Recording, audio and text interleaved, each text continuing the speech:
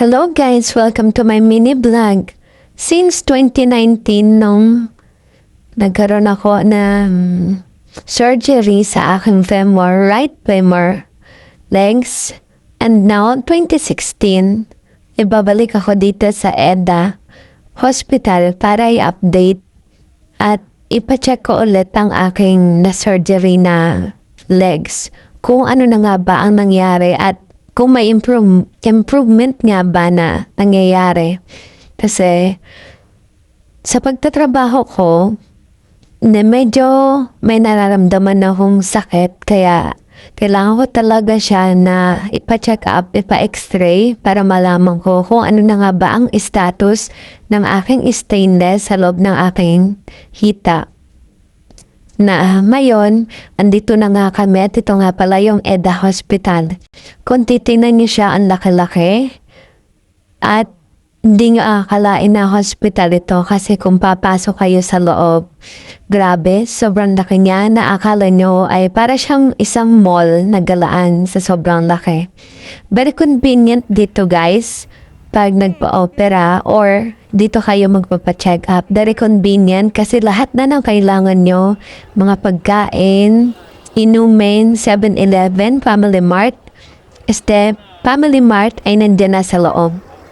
Since 2019 and 2024 ako na bumalik dito kasi ang sabi sa akin ng doctor ko na orthopedic doctor ko ay bumalik ako after 1 year and a half. So, after 1 year and a half, bumalik ako dito.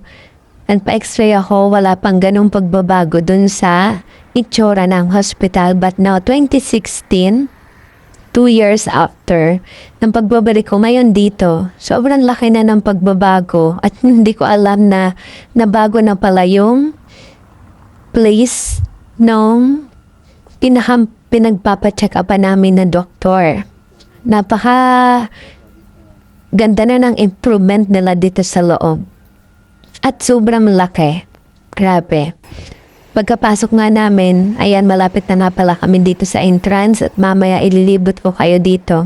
Nga pala, dito pag sa umaga, minsan meron silang araw na nagpapatugtog sila ng piano para dun sa mga may sakit na naandito sa ospital. Kaya hindi mo talaga siya aakalain na malulungkot ka dito kasi may sakit ka.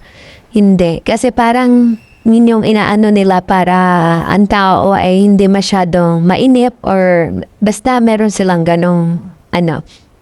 Tapos dito nga pala guys, sari-sari na yung mabibilhan mo ng pagkain. Kaliwat kanan may coffee shop pa sa first floor. Ando ng kainan. Kaya hindi mo na po problemahin talaga dito ang pagkain. Kahit anong pagkain ang gusto mo, pwede kang mamili, pati mga inumin, lahat-lahat. At ito na nga pala yung bagong place nila, inilipat na nila dito. Hindi namin alam, kaya nung nagtanong muna kami dito sa information kay mama kung saan pa napunta yung pinagpapacheck upan namin. At ayan, kailangan niya palang iswipe yung card dyan para makita dun sa loob na naandyan na yung tao magpapacheck up at kung anong number na. Ayan nga pala, magpapalit na ako ng damit dyan para sa aking x-ray at dyan ako hihiga para ma-x-ray. At ito nga pala yung first floor para sa mga kainan. Ayan. At saka nga pala, bago tayo matapos ang video na to, yung na-update ko sa doctor ko nga pala, sabi niya sa akin na since noon, napagdesisyonan ko na hindi matanggalin ang stainless sa loob ng hita ko at hindi ko naman siya nararamdaman na nararamdaman sa aking balat. So, isinadya sa akin ng doktor ko na wag na lang siyang tanggalin kasi masyadong weak pa talaga ang improvement ng aking hita. Yung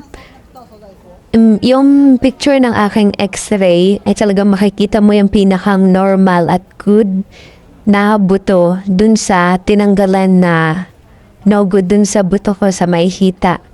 May improvement siya but hindi pa siya talaga 100%. Ang sabi sa akin ng doktor ko na kung ipapatanggal ko daw ito ay siguradong baka mamaya kung madulas ako or something na kung ano wag naman, ay sigurado mabubroken yung buto ko lalo. Kaya sinadya sa akin ng doktor ko na mas mabuti na wag ko na lang munang ipatanggal kasi okay naman talaga yung pagkakalagay ng aking stainless sa aking hita. Yun nga lang talaga mararamdaman ko pa rin yung sakit at kailangan ko din na mag-exercise pero hindi lagi. Kailangan medyo konting bigat lang muna hanggang sa makaya ko na ng makaya. At next, after 2 years na ako ulit babalik dito. After 3 years and after 5 years ulit para ma-check ulit ng doctor ko, ng orthopedic doctor ko, ang sitwasyon ng aking hita kung talagang